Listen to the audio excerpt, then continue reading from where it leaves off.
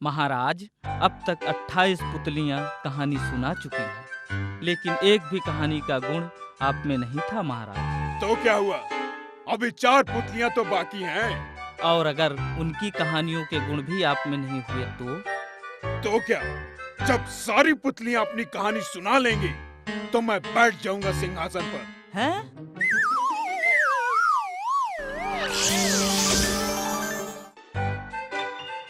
तुमको कहीं देखा देखा सा लगता है, कहीं तुम दोबारा तो नहीं आ गई?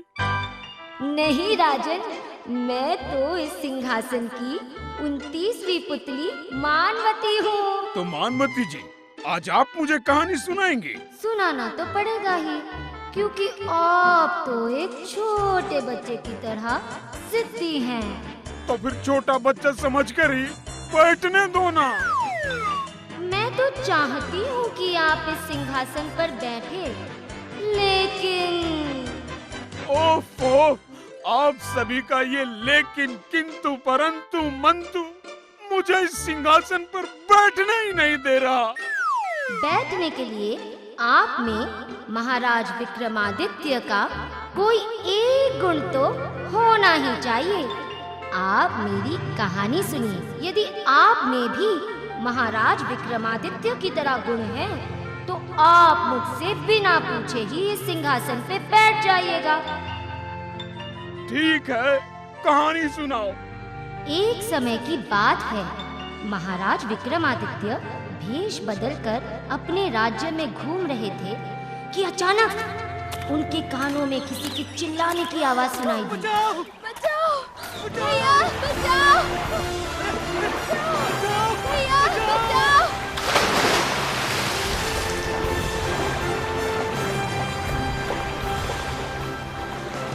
भाई, कौन हो तुम? मैं देवकांत हूँ और ये मेरी छोटी बहन देवकांता है। हम दोनों सारंग देश के रहने वाले हैं। हम लोग नाव से जा रहे थे कि रास्ते में हमारी नाव पलट गई और हम बहते बहते यहाँ तक आ पहुँचे। चिंता मत करो, तुम दोनों को तुम्हारे राज्य पहुंचा दिया जाएगा। आओ हमारे साथ।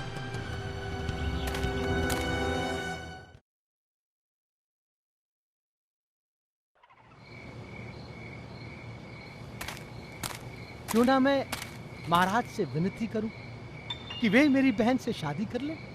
हाँ, उनसे अच्छा पति मेरी बहन को कोई नहीं मिलेगा।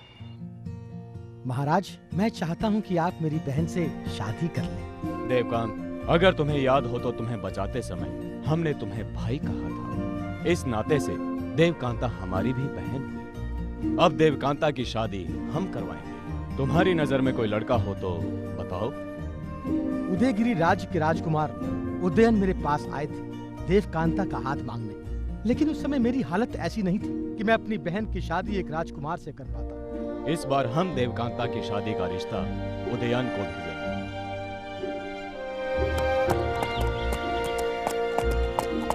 महाराज विक्रमादित्य ने एक पुरोहित को बहुत सारा धन और ढेरों कीमती सामान के साथ उदयगिरी भेजा।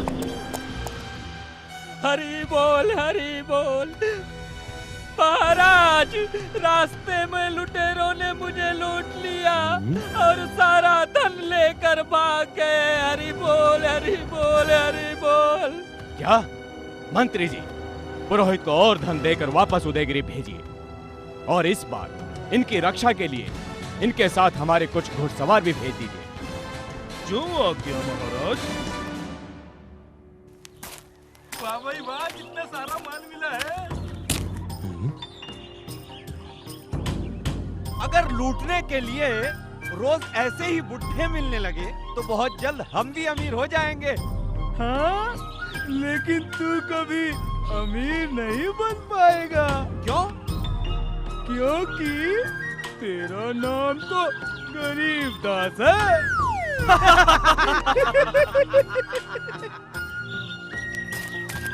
कौन हो तुम?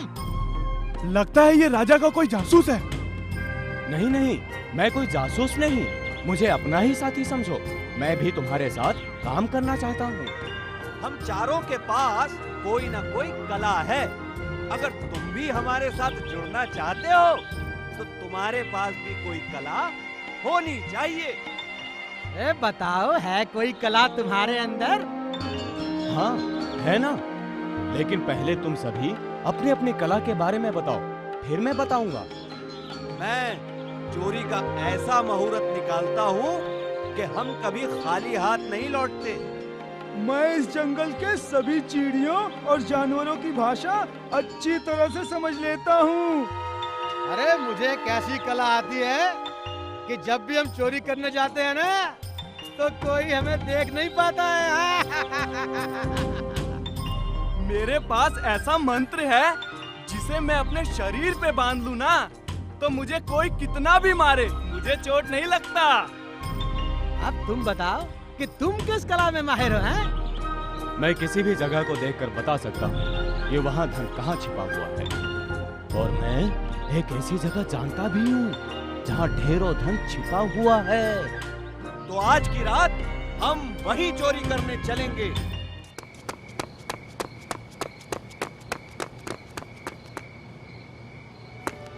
महाराज विक्रमादित्य उन चोरों को अपने महल के एक ऐसे हिस्से में ले गए जहाँ थोड़ा सा धन रखा हुआ था।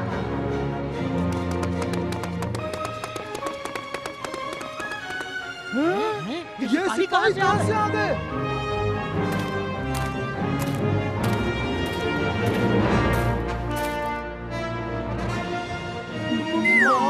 महाराज विक्रमादित्य, हमें माफ कर दीजिए महाराज, हमें माफ कर दीजिए। उठो, तुम चारों बहुत ही गुणी आदमी हो। अगर तुम चारों अपने गुणों का सही इस्तेमाल करो तो तुम्हारे गुणों से समाज का भला हो सकता है। हम तुम चारों को बिना सजा दिए छोड़ रहे हैं। धन्यवाद महाराज, धन्यवाद महाराज।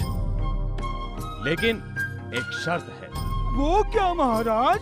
तुम लोग कभी चोरी नहीं करोगे। आज के बाद तुम चारों हमारी सेना में काम करोगे। सेना में? धन्यवाद महाराज, धन्यवाद। शुभ समाचार महाराज। राजकुमार उदयन देवकांता से शादी करने के लिए तैयार हैं। हरि बोल, हरि बोल, हरि बोल। आप बहुत अच्छी खबर लाए हैं महामंत्री। हमारी बहन की शादी की तैयारी शुरू की जाए। जो आज्ञा महाराज।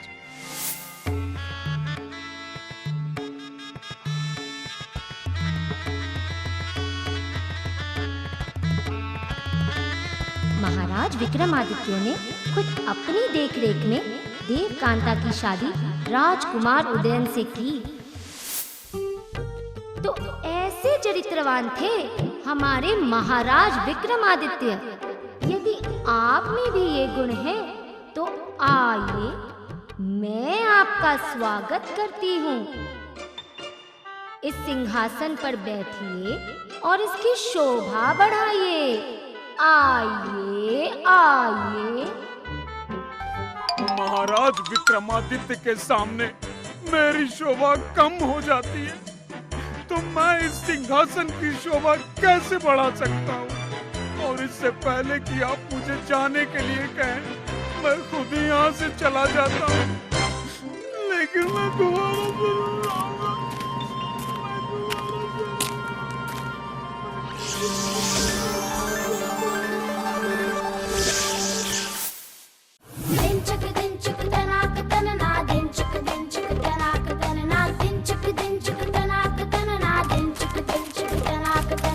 ठहरिए राजा भोज। लो, ठहर गया। मेरा नाम जयलक्ष्मी है और मैं इस सिंहासन की 30वीं पुतली हूँ। और मेरा नाम तो आप जानते ही हैं। हाँ, लेकिन क्या आप ये जानते हैं कि जिस सिंहासन पर आप रोज बैठने आते हैं, इसके मालिक राजा विक्रमादित्य कैसे थे? 29 पुतलियों से 29 गुण सुन चुका हूँ। अब आप भी बता दीजिए। वे इतने उदार और तपस्वी थे कि अगर इंसान उनके दर्शन कर ले तो वो श्राप से मुक्त हो जाए। लगता है फिर कोई मुश्किल कहानी सुनाने वाली है। कोई बात नहीं, इसके बाद तो सिर्फ 2 पुतलियां बचेंगी। उसके बाद देखता हूँ कौन मुझे इस सिंहासन पर बैठने से रोकता है। क्या सोच रहे हो राजन? मैं तो तुम्हारी कहानी सुनने का इंतजार कर रहा हूँ। उसके बाद ही मैं निर्णय करूंगा कि मैं इस सिंहासन पर बैठने के लायक हूँ या नहीं। क्यों? काफी समझदार हो गए हो। महाराज विक्रमादित्य एक योगी और तपस्वी राजा थे। अपने तप की शक्ति से उन्हें पता चल गया था कि वे सिर्फ 6 महीने तक ही जिंदा रहने वाले हैं। महाराज विक्रमादित्य ने जंगल में एक कुटिया बनाई और वहीं तप करते हुए समय बिताने लगे। एक दिन वे जंगल से राजमहल की ओर लौट रहे थे। नहीं राजन, मुझे मत मारी, मुझे मत मारी। कौन हो तुम? और एक हिरण होकर इंसानों की तरह कैसे बात कर लेते हो? कुछ समय पहले मैं एक राजकुमार था। मेरा नाम भंवर सेन था। मैं इस जंगल में शिकार कर रहा था। अचानक मुझे एक आवाज सुनाई दी। मुझे लगा कि वो एक हिरण है और मैंने शब्द भेदी बाण छोड़ दिया। लेकिन वो हिरण नहीं, एक साधु थे जो तप। हे दुष्ट, तूने मेरी तपस्या भंग की है। जा, मैं तुझे श्राप देता हूँ। जिस जानवर का तू शिकार कर रहा है, तू वही जानवर बन जाएगा। नहीं नहीं, मुझे श्राप मत दीजिए। मुझे माफ कर दीजिए योगीराज, मुझे माफ कर दीजिए। तू इस श्राप से तभी आजाद होगा जब तू विक्रमादित्य के दर्शन कर लेगा। उन्हें देखते ही तू फिर से इंसानों की बोली बोलने लगेगा।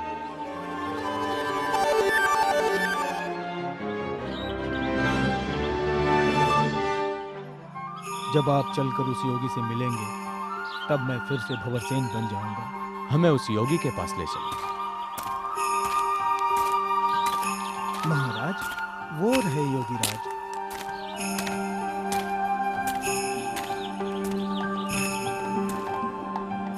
प्रणाम योगीराज। महाराज विक्रमादित्य, महाराज, मैं आप ही के दर्शन के लिए तपस्या कर रहा था।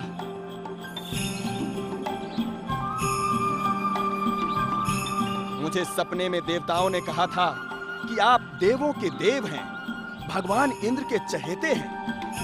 आपका दर्शन पाना भगवान इंद्र के दर्शन से कम नहीं है महाराज। मांगो योगीराज, क्या मांगते हो? इंद्रदेव ने आपको जो मूंगा दिया है वो मुझे दे दीजिए, जिसकी चमत्कारी शक्ति से मरा हुआ इंसान भी जी उठता है। ये लो योगीराज। राजन, सदा खुश रहो।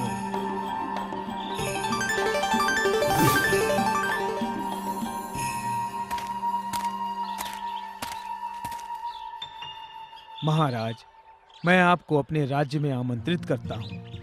ठीक है।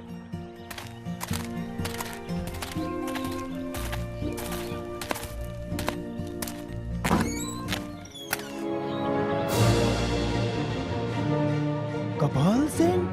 आओ भंवरसेन, बेचारे तुम्हारे माता पिता तुम्हारा इंतजार कर रहे हैं काल कोठरी में। काल कोठरी में? वे दोनों तुम्हारे दुख में पागल हो गए। अब मैं इस राज्य का राजा हूँ। कपाल सेन, हम विक्रमादित्य हैं। अगर तूने यह राज्य भंवरसेन को नहीं सौंपा तो हम तुझे यमलोक पहुंचा देंगे। सिपाहियों, मार डालो इन दोनों को। है बेतालो, सामने आओ। कहिए महाराज, कैसे याद किया? कपाल सेन को रथ के साथ जरा आकाश की सैर करवाना। जो आज्ञा महाराज।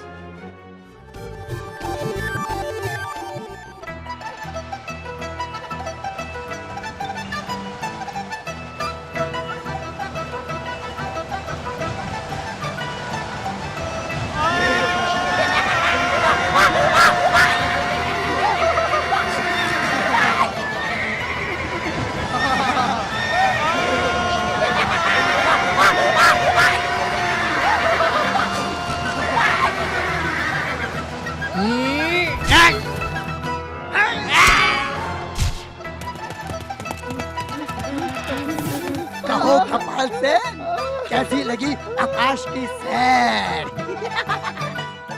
बहुत बढ़िया। अब तो मुझे धरती पर उतार दो मेरे बाप लोग। तो ये लो बच्चों।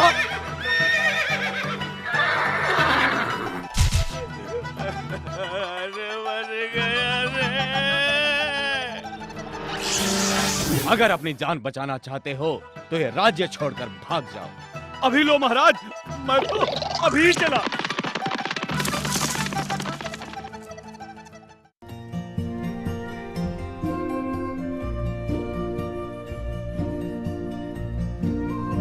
महाराज मानसेन की जय। महाराज मानसेन की जय।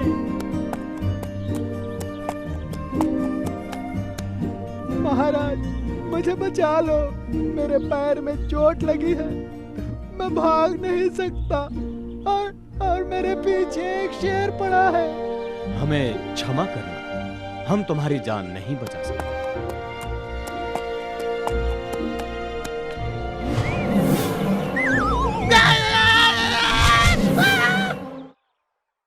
हिरन के पीछे लगे शेर ने उस हिरन का शिकार करके उसे खा लिया। महाराज विक्रमादित्य ने एक हिरन को श्राप से आजाद किया और उसका राज्य वापस दिलाने में अपनी जान की बाजी तक लगा दी और दूसरे हिरन को शेर का शिकार होने के लिए छोड़ दिया। आपको क्या लगता है क्यों किया होगा राजा विक्रमादित्य ने ऐसा? हो सकता है कि विक्रमादित्य को उस हिरन की सूरत ही पसंद न हो। इतना भी नहीं जानते राजा भोज। पहले वाला हिरन एक श्राप पाया हुआ इंसान था, उसे बचाना महाराज विक्रमादित्य का धर्म था। और दूसरा हिरन एक जानवर था, वो शेर का भोजन था और किसी का भोजन छीनना महाराज विक्रमादित्य के धर्म के खिलाफ था। अच्छा, तो ये बात थी। आप में तो इतनी भी बुद्धि नहीं कि आप महाराज विक्रमादित्य के कार्यों को समझ सकें। तो आप किस मुंह से उनके सिंहासन पर बैठना चाहते हैं? मुंह तो मेरा एक ही है और इसी मुंह से बैठना चाहता हूँ। जाइए, पहले महाराज विक्रमादित्य की तरह कुछ काम करिए। भेज दो। अब तो मैं बिल्कुल ही बुरा नहीं मानूंगा। बस 2 पुतलियां और उसके बाद तो मेरे और सिंहासन के बीच कोई पुतली नहीं। जाइए, लौट जाइए। रोज पहले मैं जाता हूँ, आज पहले आप जाइए, फिर मैं जाऊंगा। जाइए, आज मिली है, दोबारा मत मिलिएगा। ठीक है राजा भोज, ये मैं चली।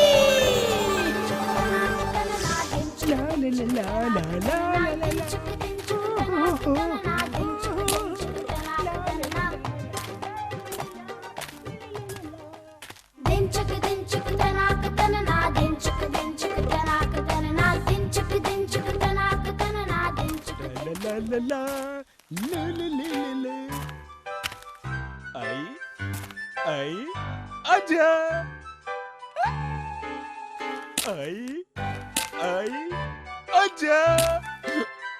इस बार तो पक्का आएगी और अगर नहीं आई तो मैं दौड़कर सिंहासन पर बैठ जाऊंगा। तब से बुला रहा हूँ तो नहीं आई। जैसे ही मैंने सिंहासन पर बैठने की बात की तुरंत चली आई। क्या करूं? आप मानते ही नहीं। कोई बात नहीं, तुम लोग मुझे कल भी लौटा देना, लेकिन उसके बाद क्या करोगी? कल भी नहीं बैठ पाया तो परसों मुझे इस सिंहासन पर बैठने से कोई नहीं रोक पाएगा, क्योंकि इस सिंहासन में तो सिर्फ 32 पुतलियां हैं और तुम तो 31वीं पुतली हो। बोलो, कुछ तो बोलो। राजा भोज, आज तो आप दिन में भी सपने देखने लगे। हाँ, क्या मतलब? जब इस सिंहासन पर महाराज विक्रमादित्य के पुत्र नहीं बैठ पाए तो आपको लगता है कि आप बैठ पाओगे? क्या? कैसा बाप था जो अपने बेटे को भी सिंहासन पर बैठने नहीं दिया? राजा भोज, मेरा नाम कौशल्या है और जो कहानी आज मैं आपको सुनाऊंगी उससे आपको पता चल जाएगा कि इस सिंहासन पर महाराज विक्रमादित्य के अलावा कोई क्यों नहीं बैठ सकता। ठीक है, सुनाओ।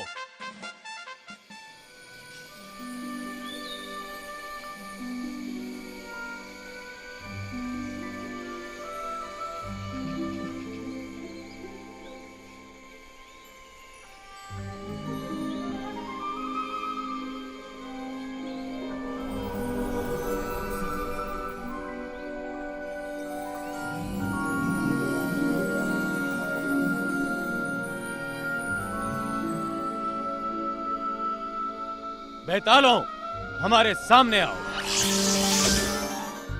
प्रणाम महाराज।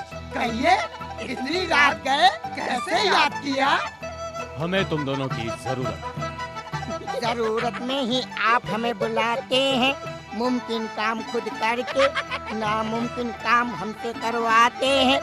वाह वाह, वाह वाह। अब ये तुकबंदी छोड़ो और हमें वहाँ उस भवन तक पहुँचा दो।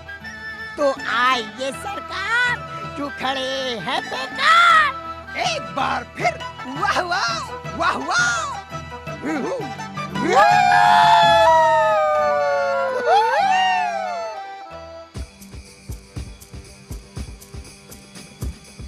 बस महाराज, इसके आगे हम नहीं जा सकते। क्यों? ये कोई मामूली भवन नहीं, एक योगी का घर है और उसने अपने घर के चारों ओर तांत्रिक घेरा बना रखा है। अंदर वही जा सकता है जिसने योगी से भी ज्यादा पुण्य किए हो। और आप तो जानते ही हैं कि हम कितने शरीफ हैं। ठीक है, हम अकेले ही अंदर जाएंगे।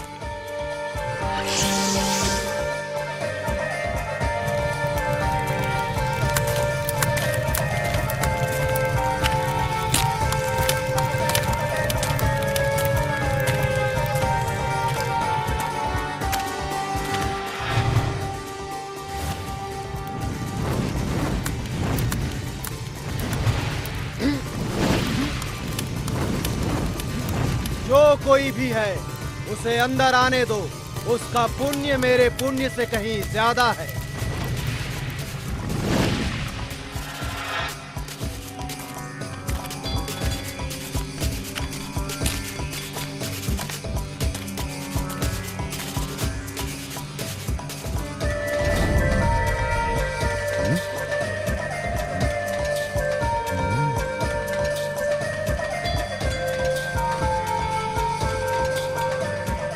कौन है तू?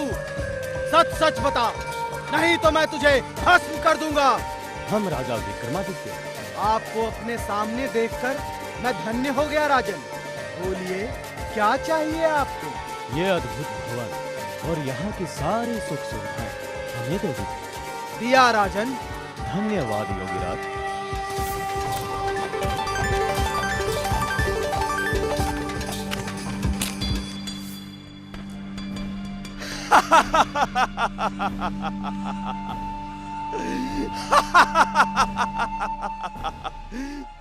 विक्रमादित्य तो खुद इस संसार का सबसे बड़ा दानी है। वो जानता है कि वो मरने वाला है, इसीलिए वो तो खुद एक कुटिया में रहकर अपने बचे हुए दिनों को भगवान की याद में बिता रहा हो। अब मैं क्या करूं गुरुदेव? तू एक ब्राह्मण के वेश में उनके पास जा और रहने के लिए उनसे वो भवन मांग ले।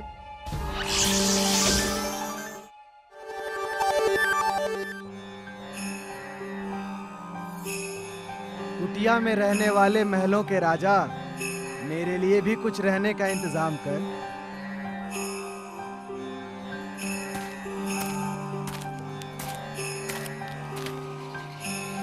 है ब्राह्मण देव, आप जहाँ जी चाहे जगह चुन लीजिए।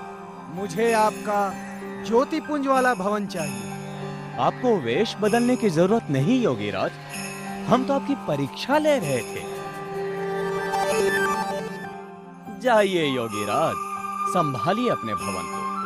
धन्यवाद राजन।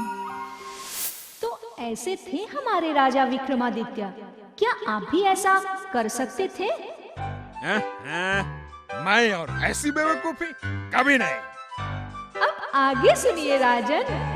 क्योंकि महाराज विक्रमादित्य ने इंसान के रूप में जन्म लिया, उन्हें मौत तो आनी ही थी।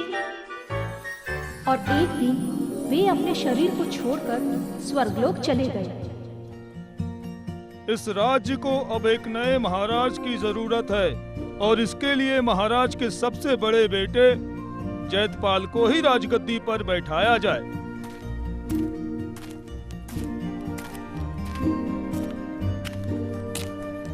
महाराज जैतपाल की जय! महाराज जैतपाल की जय!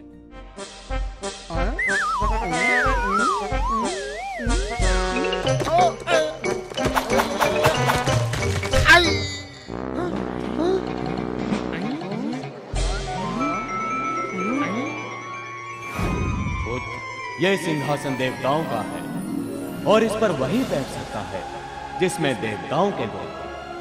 तुम इस सिंहासन को जमीन में गड़वा दो और इस नगर को छोड़कर अंबावती नगर में अपनी नई राजधानी बनाओ।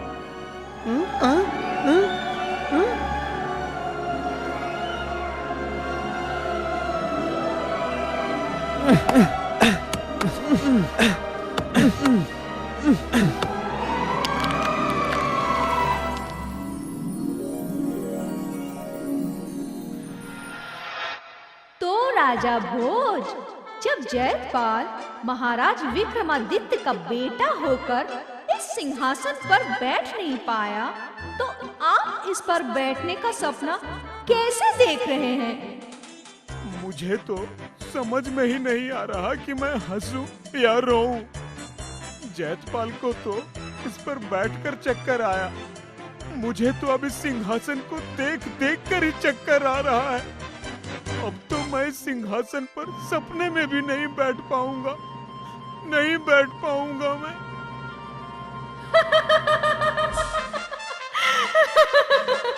जाइए राजा भोज, कोई नया सपना देखिए।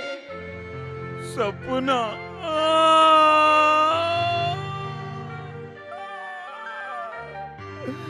सपना देखने लायक छोड़ा ही कहा है आपने।